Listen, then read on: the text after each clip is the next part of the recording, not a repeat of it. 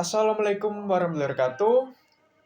Perkenalkan, nama saya Aryan Nusantara Putra dengan nomor induk mahasiswa 22051360170 dari offering B1 untuk memenuhi tugas mata kuliah PSMT atau pemindah tenaga, tugas mandiri. Di sini saya akan mempresentasikan hasil tugas saya, yaitu adalah sistem transmisi.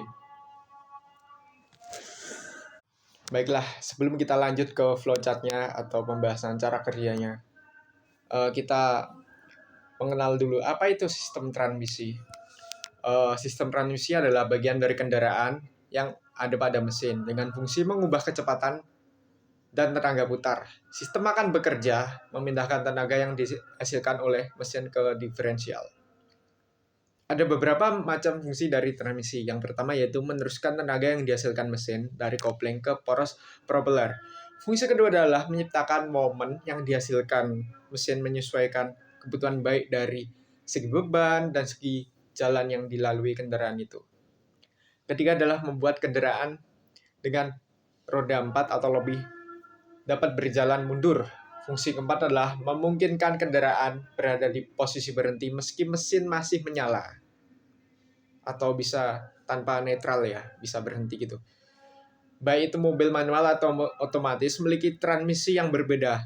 Perbedaannya terletak pada bagaimana cara perpindahan gigi atau transmisi dilakukan. Pada mobil manual, perpindahan gigi harus dilakukan dengan manual menggunakan persneling atau gearbox. Kemudian kita beralih ke slide selanjutnya, teman-teman. Di sini kita membahas tentang flowchart-nya. Gimana sih cara kerja dari transmisi itu? Berikut adalah proses cara kerja transmisi dapat dijelaskan secara berurutan dengan flowchart ini, teman-teman. Oke, kita mulai dari yang pertama itu ada mesin. Mesin menghasilkan tenaga melalui pembakaran bahan bakar dan menggerakkan poros engkol. Kemudian kita beralih lagi ke bagian nomor 2, ada kopling manual, dan nomor 3 ada torque converter, itu untuk otomatis. Kopling pada mobil manual atau torque converter pada mobil otomatis menghubungkan tenaga dari mesin ke transmisi.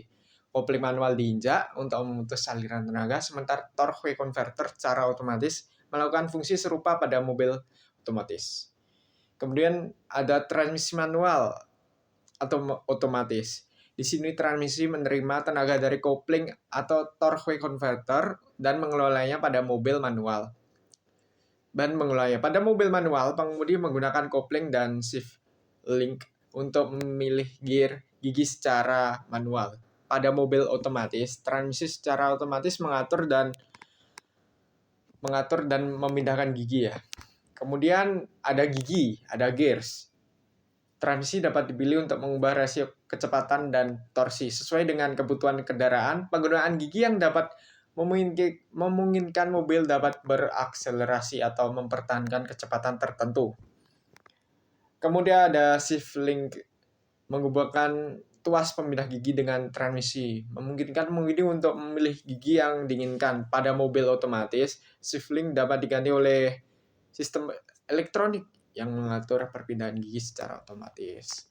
Kemudian bisa kita lihat ada diferensial, adalah menyeimbangkan kecepatan putar roda di sebelah gigi kiri dan kanan saat mobil berbelok. Diferensial memastikan pada roda berputar dengan kecepatan yang sesuai, mencegah kerusakan pada sistem penggerak roda. Kemudian ada drive shaft, berfungsi untuk membuka transmisi dengan diferensial, menyampaikan tenaga dari transmisi ke diferensial untuk mendistribusikan ke roda penggerak. Kemudian ada roda penggerak atau drive wheel ya teman-teman. Di sini fungsinya adalah menerima tenaga dari diferensial dan menggerakkan mobil dengan kecepatan dan torsi yang dihasilkan oleh diferensial diteruskan ke roda penggerak, memungkinkan mobil untuk bergerak maju atau mundur. Jadi bisa maju, bisa mundur, itu adalah fungsinya. Final drive atau differential housing.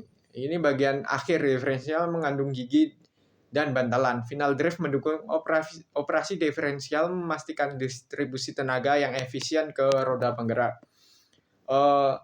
Itu adalah penjelasan saya tentang flowchart yang saya buat. Semoga paham dengan penjelasan yang secara singkat ini. Terima kasih sudah mau menyimak presentasi saya.